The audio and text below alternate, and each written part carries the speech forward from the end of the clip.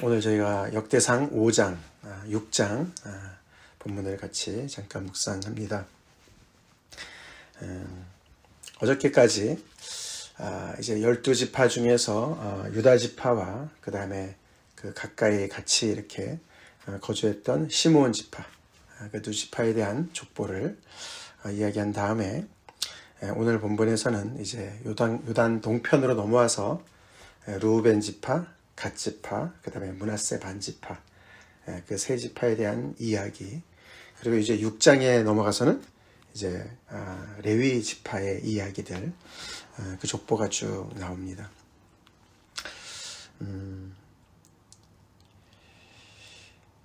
우리가 잘 알지만 그 요단 동편의 두 지파 반이죠. 두 지파 반은 이제 정복을 하러 이제 들어가는 중에 이제 먼저 요단 동편에 잠깐 정착하면서 신명기에서 우리가 보지 않았습니까, 그렇죠? 그래서 거기에서 그 모압 평지에서 이제 요단강을 이제 들어가서 가나안 땅을 정복할 때 먼저 이 동편에서 두 지파 반이 가축도 많이 있고 그쪽을 이제 먼저 점령했기 때문에 우리를 그 땅에 그쪽에 정착하게 해달라고 부탁을 했습니다. 그래서 두 지파 반이 먼저 거기에 이렇게 정착하게 되는 그런 지파들 아닙니까? 거기에 이제 이스라엘 유다 아니죠, 야곱의 다른 이름이 이스라엘 아닙니까? 야곱의 그 장자인 르우벤이 이제 그 땅을 먼저 차지했습니다. 그가 장자라서 그것을 차지한 것 같지만 그렇지 않다라고 오늘 본문이 설명을 합니다. 그렇죠? 장자권은 누구한테 갔습니까? 장자의 명분은 요셉에게 갔고, 요셉의 그 두 아들, 그래서 요셉이 두 몫을 차지하지 않습니까? 그리고 그 장자의 어떤 그렇게 명분은 그렇게 갔지만 또 이제 주권, 어떤 통치는 유다에게 넘어갑니다. 그 이유가 이제 이렇게 또 꼬리표처럼 늘 따라다녀요, 그렇죠? 르우벤의 그 결정적인 그런 잘못, 아버지의 침상을 더럽힌 그런 잘못을 기록을 합니다. 그 르우벤 지파의 그 자손들은 얼마나 참 평생 따라다니겠죠. 대대로 따라다니는 그런 정말 그 꼬리표가 아니겠습니까? 그래서 그의 그 죄악을 물으시는 하나님을 우리가 보게 되죠. 야곱도 죽기 전에 이렇게 예언을 할 때 그 이야기를 짚고 넘어가지 않습니까? 르우벤의 그 죄악을 야곱이 모르지 않았고 또 더 나아가서는 하나님이 모르지 않으셨죠. 그것을 아시고 그것을 물으시고 그 죄의 대가가 이렇게 계속해서 정말 내려가는 것을 보는 것이죠. 그래서 이 족보 속에 그들의 역사가 들어가 있고 그들의 역사만 들어가 있는 것이 아니라 하나님의 또 간섭하심이 들어가 있음을 우리가 또 보는 것이죠. 그렇게 해서 그 르우벤의 그 지파의 그런 족보들이 이제 쭉 나오고요. 그 다음에 이제 갓 자손이 이야기가 또 나오고, 그 다음에 이제 므낫세 반지파가 나오지 않습니까? 그게 이제 남쪽에서부터 쭉 올라가는 거 아닙니까? 르우벤, 갓, 므낫세 반 이렇게 올라가는데, 므낫세 반지파 이야기는 저기 뒤에 잠깐만 나오죠. 오늘 여기 본문에서는 좀 생략이 되어 있지만 23절, 24절에 잠깐 나오는데 그 족보가 나오기 전에 그들이 어떻게 그 땅을 차지했는가 얘기가 먼저 나오죠. 그것이 이제 18절부터 이 두 지파 반이 그쪽에 있는 그 땅을 차지하고 있었던 사람들과 이제 싸우는 그런 얘기가 나옵니다. 전쟁 얘기가 나오죠. 어저께도 많은 분들이 그 부분을 같이 나눴지만 이들이 정말 원수들과 싸울 때에 하나님을 의지하고 또 도움을 요청하는 부르짖음을 기도로 하나님께 정말 아뢰고 그랬을 때 하나님께서 응답하셨다. 그래서 그 모든 전쟁에서 이기고 정말 전리품을 취하고 그러면서 22절에 죽임을 당한 자가 많았으니 이 싸움이 하나님께로 말미암았습니다. 하나님의 도우심을 받아서 이 전쟁에서 승리했다. 그래서 그 땅을 차지했다. 그렇게 이제 그 역사가 기록을 하고 있죠.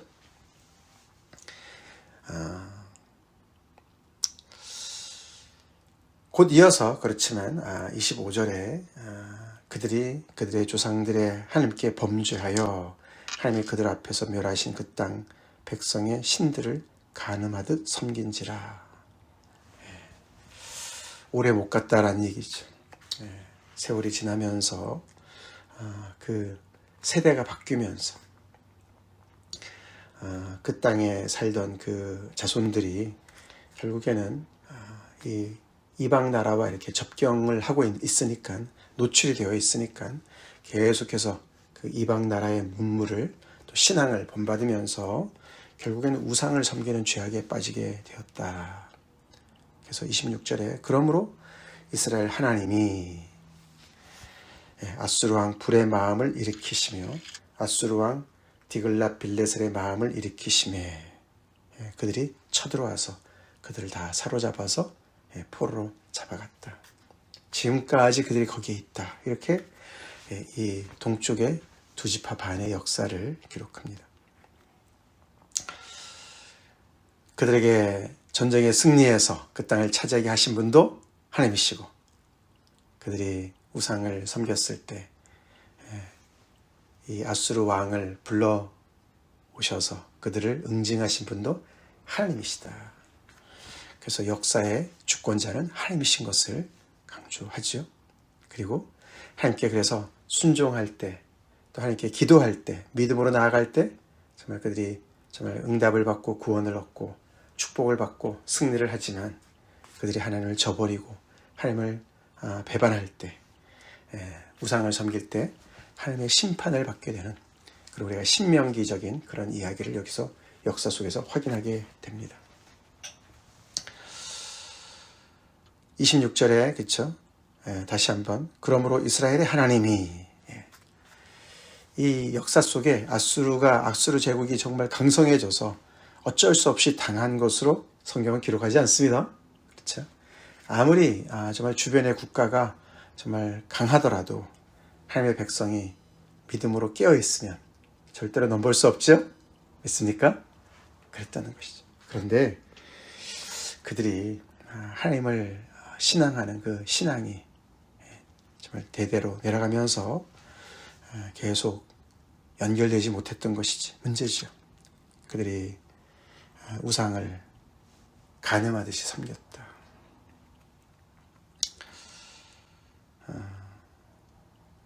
마음이 해이해지고 또 정말 편해지니까 하나님을 잊어버렸다. 우리 어저께 그런 얘기들을 많이 서로 나눴습니다. 언제나 하나님을 정말 한결같이 하나님을 찾고 하나님을 첫자리에 모시고 하나님을 예배하는 그것이 참 쉽지 않구나, 우리가 역사적으로 보게 되죠. 이스라엘의 역사를 반면교사 삼죠. 우리 개인도 그런데 그렇죠. 우리의 자녀들, 그래서 계속 대대로 내려가면서 그 여호와를 신앙하는 그 신앙이 계속 더 강해지면 얼마나 좋겠습니까? 그렇죠? 근데 그게 참 쉽지 않다는 거예요. 한 대에 가서 끊길 수도 있고 두 대에 가서 끊길 수도 있고,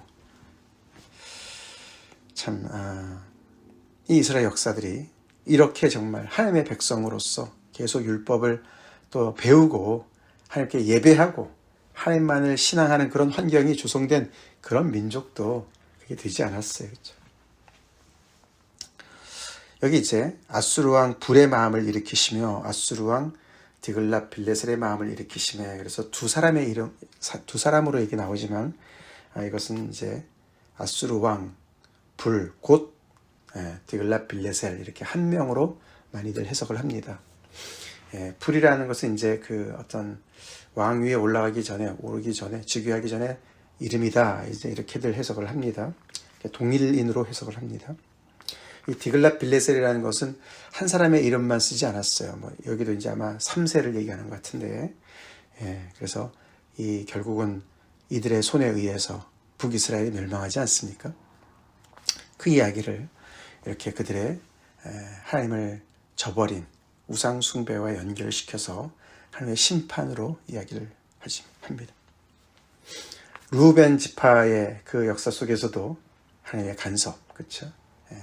죄악을 벌하신 하나님을, 보응하신 하나님을 우리가 봤는데, 이 결국은 북이스라엘, 두 지파 반 이야기만 먼저 하지만 결국 북이스라엘의 멸망도 하나님과 연결시켜서 하나님께서 역사의 그런 주관자 되심을 이렇게 기록하고 있다는 것이죠. 그런 하나님은 그런 하나님만의 모습을 가지고 계시지 않으시죠? 우리가 어저께도 봤지만 하나님의 또 그 은혜가 계속 또 이렇게 내려가는 것을 우리가 확인하지 않았습니까? 특별히 다윗의 왕조를 하나님께서 그 남유다가 망했어도 여호와 기니 끌려갔어도 계속해서 그 후예를 계속 이렇게 남겨두시고 결국은 스룹바벨이 다시 돌아와서 성전을 다시 재건할 수 있도록 그렇게 다윗의 씨를 계속 그 등불을 지켜주신 하나님을 또한 우리가 보고 있지 않았습니까? 보게 되죠. 그래서 하나님의 어떤 그런 전체적인 하나님의 뜻을 분명히 가지시고 역사를 주관하고 계시고 그렇지만 또 개개인으로서는 또 하나님의 어떤 주권적인 역사 속에서는 계속해서 어떤 룸이 있는 거예요. 그렇죠? 그래서 딱 정해진 어떤 공식을 따라서 가는 것이 아니라 그 안에서 기도하고 믿음을 발휘하는 자들, 어저께 우리가 야베스의 기도를 봤지만 자기의 이름이 고통이라는 이름을 가지고 어머니가 이렇게 지어준, 어떻게 보면 그것이 자기 인생, 결정된 인생인 것 같지만서도 그것을 하나님께 가지고 나아가서 하나님 저희 환난에서 벗어나게 해주시고 근심이 없게 해주세요. 그렇게 자기 이름을, 자기 인생을 바꿔달라고 하나님 앞에 기도한 그 야베스의 기도를 하나님께서 들어주셨죠? 그렇게 룸을 가지시고 역사하시는 분이시죠. 그 하나님의 은혜가 또한 우리가 이 레위 지파들을 볼 때 또 보이지 않습니까? 어저께 우리가 시므온 지파 봤는데 시므온이 그렇게 유다 지파만큼 이렇게 번성하지 못했다. 그것이 시므온과 레위가 디나 사건을 통해서 범죄한 것. 그래서 야곱의 어떤 그 정말 그 예언의 기도의 속에서도 그들이 어떤 그 응분의 대가를 치를 것을 얘기하지 않습니까? 그래서 시므온은 정말 가장 그 12지파 중에 가장 미약한 지파가 됐고, 그래서 유다 지파 땅 속에 그들이 땅을 차지하지 않습니까? 스스로 그것을 어떻게 감당할 수 없는 그런 정도까지 위축이 되었다. 레위 지파는 이렇게 다 흩어지는 그런 정말 그렇게 어쩌면 벌을 받게 된 거 아닙니까? 다른 지파들은 다 그래도 이렇게 자기의 몫을, 기업을 얻게 되었지만 이들은 다 흩어지는, 그러나 그런 것만이 아닌 그들에게 또 오히려 좀 이렇게 하나님께 가까이 나와서 그 백성 중에 그 지파 중에 대제사장도 나오고 제사장들도 나오고, 그렇죠? 레위 지파들이, 또 레위 자손들이 함께 성전에서 봉사하고 하나님의 예배를 또 돕는 그런 엄청난 또 은혜를 베푸셨죠. 그들이 자기들의 어떤 그 몫으로 어떤 기업은 못 얻었지만 하나님께서 그들이 거주할 땅을 이렇게 또 각 지파마다 다 이렇게 분배해 주시고, 흩어져서 그들의 이름, 레위 이름이 뭐죠? 연합이란 뜻이죠. 그 이름답게 이 모든 백성을 하나님의 신앙으로 연합하는 데 쓰임받으라고 그렇게 사명을 받는 그런 지파로 하나님께서 또 은혜를 베푸셨습니다. 그래서 이 6장 전체가 어제도 말씀을 여러 번 드렸지만 81절로 되어 있는데 그게 다 레위지파 이야기죠. 레위지파 얘기입니다. 그것이 이제 이렇게 6번째, 순서로 따지면 6번째 레위지파를 언급하면서 그렇게 길게 설명하는 것이 구조적으로 레위지파의 중요성을 부각시키는 것이다. 어제도 말씀을 드렸습니다. 왜 부각을 시키겠습니까? 레위지파가 잘나서가 아니고, 또 레위지파보다 사실 더 많이 부각을 시킨 내용상으로, 그 길이상으로 봤을 때 제일 처음에 언급한 유다지파라고 그랬습니다. 그렇죠? 내용도 가장 길고 제일 첫 번째 언급한 유다지파. 유다지파가 굉장히 유력한 지파인데 왜 그랬을까? 왜 이렇게 부각을 시킬까? 거기에 강조점을 두고 있습니다. 역대상하는, 그렇죠? 그 이유가 이 역사를 기록함에 있어서 그대로 전에 쓴 역사를 그대로 쓰는 것이 아니라 그 이 역대 상하를 지금 쓰는 과정에서 가장 먼저 1차 독자, 1차 독자 누구를 향해서 쓰느냐? 그들이 바로 바벨론 포로에서 돌아온 백성이라고 그러지 않았습니까? 그렇죠? 그래서 다시금 민족의 정체성을 회복하고 신앙을 회복하고 그런 과거에 찬란했던 그런 역사를 다시 회복해야 되는 어떤 그런 역사적인 사명을 가지고 새롭게 돼야 되는, 새롭게 재건해야 되는 그런 사람들이 1차 독자였다는 것이죠. 그리고 그들이 대부분의 사람들이 다 유다 지파 사람들이었습니다. 남유다 끌려갔던 사람들이니까. 그래서 이미 많이 흩어져 살고 있었고, 우리가 에스더서 최근에 묵상했지만 그렇게 페르시아 제국에서도 수산에서 많은 유다 사람들이 살고 있었지 않았습니까? 애굽 땅에서도 살았고. 근데 이들은 돌아온 사람들이죠. 다시 고토로 돌아와서 다시금 하나님의 그 언약을 다시금 기억하고 정말 성전을 다시 재건하고 예루살렘 성벽을 다시 재건하고 그러면서 다시 믿음의 공동체를 세우는 그 사람들을 향해서 쓴 글입니다. 그래서 이런 그 부각을 시키는 걸 가만히 보니까 유다 지파에서는 다윗 왕조를 강조하는 것이고 다윗과 솔로몬을 특별히 강조하는 것이고 그 이유는 그들을 통해서 하나님께서 예루살렘에다가 성전을 짓게 하셨어요. 그리고 레위 지파를 강조하는 이유는 성전에서 하나님을 예배하는, 그렇죠? 그 기능을 맡긴 그런 지파들입니다. 그래서 예루살렘 성전과 예루살렘 성전에서 예배를 강조하는, 그것을 강조하면서 그것을 제대로 잘할 때 다시 이 유다 자손들이 다시금 믿음의 공동체로 하나님의 백성으로 다시 거듭날 것이라는 것을 강조한다는 것이죠. 그래서 레위 지파를 이렇게 자세하게 설명을 하고 뒤에도 또 나옵니다.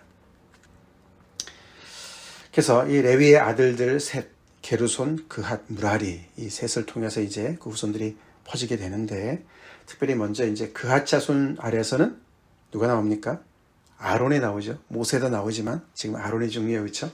그래서 아론의 그 아들 나답, 아비후, 엘르아살, 이다말, 그러면서 대제장이 시작되지 않습니까? 그러면서 대제장의 족보가 쭉 먼저 나오고, 그 다음에 특이한 점은 31절에 성막에서 하나님을 찬송하는, 하나님의 찬송하는 직분을 맡은 사람들이 나옵니다. 어제도 말씀을 드렸지만 그앗 자손의 헤만, 게르손 자손의 아삽, 무라리 자손의 에단, 이렇게 세 명이 특별히 하나님을 예배하는, 찬송하는 일을 직무를 맡은 사람들입니다. 다윗이 그렇게 제정을 한 것이죠. 언약궤가 평안을 찾았을 때, 즉 제자리를 찾았을 때, 예루살렘에 안치된 다음에 솔로몬이 예루살렘에서 여호와의 성전을 세울 때까지 그렇게 했다라고 기록을 합니다. 그리고 이제 일반 레위 사람들 이야기도 쭉 나옵니다. 그리고 다시 한번 아론의 자손 이야기가 나오고, 그 다음에 그 내용의 거의 절반은 이 레위 지파의 정착지가 쭉 자세하게 나오죠. 이게 81절까지 쭉 나옵니다. 그렇게 해서 그 레위 지파의 그 자세한 족보들, 그리고 그들의 직무를 설명을 한 것입니다. 오늘 매일 성경은 그래서 부름받은 나선이 몸 찬송을 이렇게 골랐어요. 그렇죠? 레위 지파를 염두에 두고 고른 것이죠. 그들 입장에서는 정말 다른 지파들과는 달리 이렇게 정말 이렇게 여러 가지 그런 자기들의 어떤 이렇게 분배된 땅에 다른 지파 속에 이렇게 계속 또 이렇게 흩어져서 살게 되는 거 아닙니까? 근데 그것을 사명을 따라서 가는 것으로 이렇게 연결을 시킨 것이죠. 레위 지파 사람들 중에 얼마나 그렇게 사명으로 그것을 알고 갔을까, 그렇죠? 사실 사명이에요, 그렇죠? 사명인데 하나님을 제껴둔 상황에서는 너무나 불평의 조건이 될 수 있고 계속 비교하니까 그렇죠. 아니 다른 지파들은 다 저렇게 모여서 자기들의 그 정말 기업을 세워나가는데 우리는 그냥 이렇게 하나님께서 정해주신 그 땅, 각 지파마다 그냥 조금씩 남겨준 그 성읍에 가서 마치 새들어 사는 것처럼 이건 뭐냐 도대체. 그래서 이 레위 지파는 그들의 인생 속에서 하나님이 작아지면 작아질수록 그들의 인생 또한 초라해졌을 거예요. 그렇죠? 근데 그 모습이 바로 이스라엘 백성의 모습입니다. 그렇죠? 이스라엘이 그렇지 않습니까? 그들 속에서 하나님이 작아지면 작아질수록 그들은 초라해질 수밖에 없는 정말 연약한 존재들이죠. 그게 레위 지파가 보여주는 거예요. 하나님께서 그래서 레위 지파를 선택한 줄로 믿습니다. 레위 지파의 핵심이 뭐라고요? 하나님께 나아오고 예배하는 거예요. 이스라엘 백성도 마찬가지예요. 너희들의 생명은 하나님께 예배하는 거야. 하나님을 의지하는 거야. 그걸 가르쳐 주시는 것이죠. 약속의 땅을 차지하고 있더라도 그거 아무것도 아니야. 하나님께서 부시면 그냥 다 날아가는 거야. 너희들이 정말 기업은 여호와야. 예, 레위 지파를 통해서 보여주시는 거예요. 근데 바로 그것이 우리인 줄로 믿습니다. 우리죠? 우리도 현대판, 우리가 레위 지파 아니겠습니까? 우리도 마찬가지죠? 네. 우리에게도 하나님이 작아지면 작아질수록 우리 인생 별로 없습니다. 세상과 비교 경쟁하고 말이죠. 세상에서 나름대로 차지하고 있는 사람들 정말 부러워하고 그러다가는 정말 그 당시에 이 레위 지파 사람들처럼 불평, 불만만 쌓일 것입니다. 우리 사명을 제대로 압시다. 우리의 기업이 무엇인지 압시다. 여호와가 우리의 기업이에요. 레위 지파한테 내가 너희 기업이다. 그래서 우리를 보면서 세상 사람들이 하나님을 기업으로 삼고 살아가는 사람이 어떤가를 보여줘야 돼요. 믿습니까? 레위 지파 정말 그들을 보면서 하나님이 보여야 됐던 것처럼 우리를 보면서 하나님이 보여야 된다는 것이에요. 우리 그런 사명자들입니다. 부르심을 받은 자들이에요. 우리가 하나님을 믿기 때문에 하나님 우리도 세상 사람들처럼 출세하게 해주세요. 이게 얼마나 잘못된 바람이고 기복신앙이 얼마나 잘못된 것인가. 하나님의 그런 그 뜻을 사명을 완전히 뒤바꾼 그런 잘못된 것이에요. 우리 하나님을 신앙하는 것을 종교로 타락시키지 맙시다. 그게 바로 우상 숭배예요. 이들이 망한 이유가 바로 거기에 있다는 것이죠.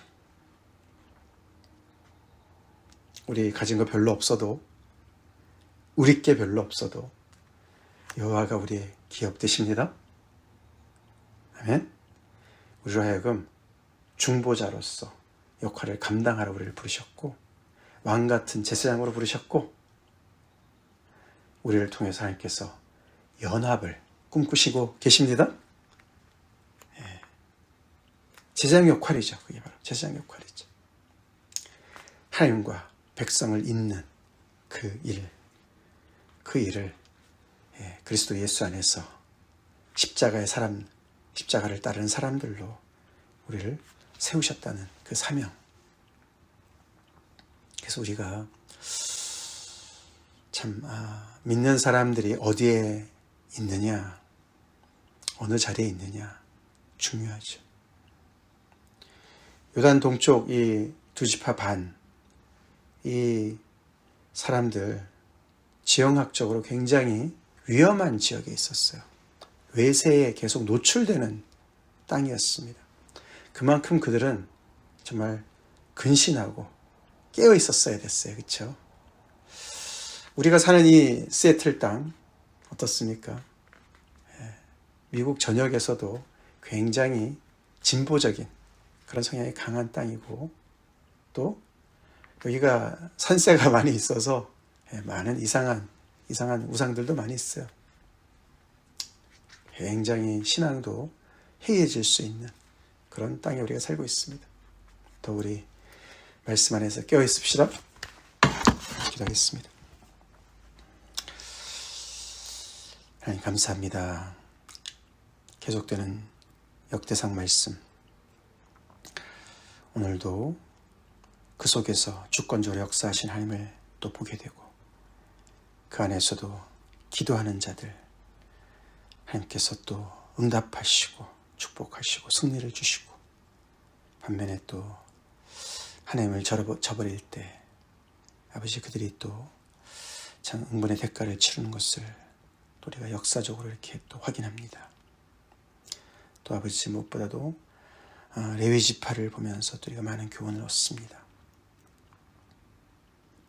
복음만의 소리를 왕같은 제사장으로 사명자로 부르신 하나님, 여호와를 기업으로 우리에게 정말 아버지 사물하고, 그리고 이 땅에서 아버지 사명자로 살으라고, 예배자로 살으라고 부르신 하나님 감사합니다.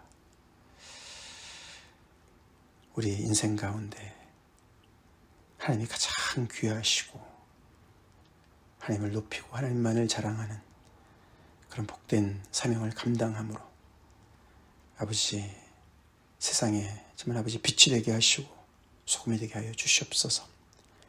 행여나 우리가 한순간이라도 아버지 비교 경쟁 속에서 하나님이 희미해지고 세상을 부러워하고 우리의 사명을 잇는 그런 어리석은 일 하지 않게 도와주시고, 특별히 또 우리 한 사람 한 사람, 또 아버지 이 시애틀에 또 참빛교회로 우리를 세우신 하나님의 뜻을 우리가 기억하고, 우리 자신뿐만 아니라 우리 자녀들, 후손들이 계속해서 하나님 안에서 잘 또 뿌리를 내리며 성장할 수 있도록 우리가 늘 또 열심을 내고 기도하는 저희가 되게 하여 주시옵소서.